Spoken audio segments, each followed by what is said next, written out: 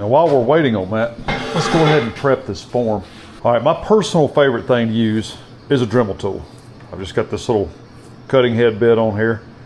Now you can, when you're doing this lip line, if you use a Dremel tool, this right here, this bar, this post, is a little bit thick compared to, say, a knife or a little saw that you'd use to cut that lip line. So what I do is I'll do a plunge cut all the way in it, and then I'll go fairly quick around that lip line with it plunged all the way in. That way, that post basically burns through this foam, and it won't cut near as big a gap as if you use the cutting head and really water it out. There again, if you want to use a knife or if you want to use a saw, that's perfectly fine too. Doing it this way, you'll still end up with a good tight lip line. You just have to make sure that you don't use too big a bit, and make sure that you don't leave that bit in there and just water that out too big, or you're gonna end up having to backfill it with clay or epoxy or something. I'll show y'all what I do here. This thing going on full blast. Put it all the way in like that.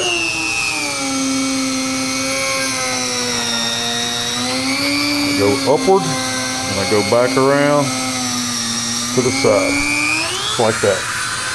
And that's all I do to it. On the nose, it's going to work in the nostril.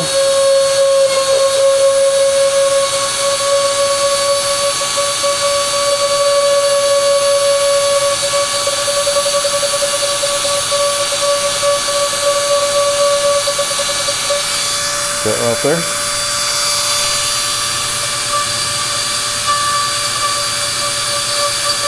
You can also use replacement nose if you want to do that.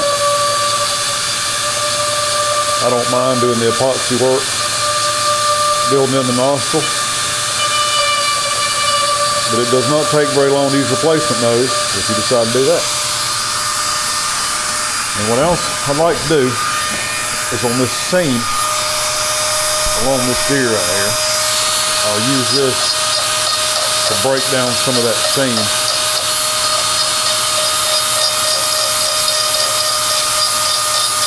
You can cut this off with a knife or scalpel, but in places it's really hard to get to because that blade is flat on those knives. This just kind of eats that right off of there. You can also do this with a rasp or, however you want. Just make sure that you get this off of here. If your skin is thin enough, like it's supposed to be, this will show up on the mount, and you don't want a seam going across the front of your mount. Just like that. Now on the top part, all of that, I will do all that with a knife because I can get to all that much easier. I like to make sure it's good and smooth. That right there is basically all I'm going to do with the Dremel. I'm going to put it on the mount stand and show you all the rest here. All right, so I've got a little flimsy blade boning knife here. I just take it and just shave that seam off of there. There again, you can do this with a Dremel tool if you want to. This knife is a little bit faster, but on the underside, you just about can't get to everything, whereas out here you can smooth that right off. Make sure that you get all this off of this nose and off the bridge of this nose. That skin right there, it will show that seam up right across there, and it looks rough. Trust me, I've done it before to my own deer.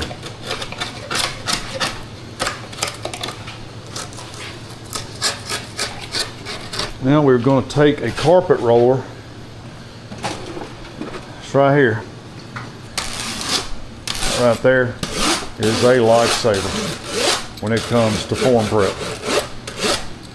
If you've got a form that is very, very hard, like Mackenzie, it's not as very, very hard to use. It's not as useful on those forms because they're just too hard to even penetrate through there. But this right here on the Mears form, y'all can see how great that texture is. That breaks through that outside little skin, and you get really good adhesion with your hide paste. On a harder, stiffer form, I would suggest getting one of the prep tools from Mears whitetail forms.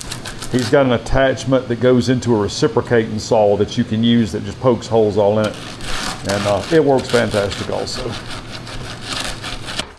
All right, cape is ready.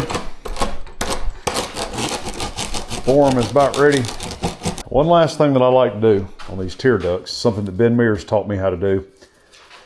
Take a scalpel or a knife where that tear duct is. You're gonna just cut it, just like that. You're gonna make a cut here,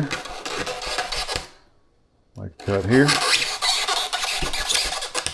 and you're gonna make a diagonal cut back to the first cut, like that. And you're gonna take a brad, a little finishing nail or whatever, and put that in there like that. Now what this gives you is a little block that's removable, that's stuck in there with that brad. You can pull that out, and when you do your tear ducts, you can tuck your skin into that slot you just made, press that brad back in, and it's gonna give you a tight, snug fit in there. And keep that from pulling back out again. It works great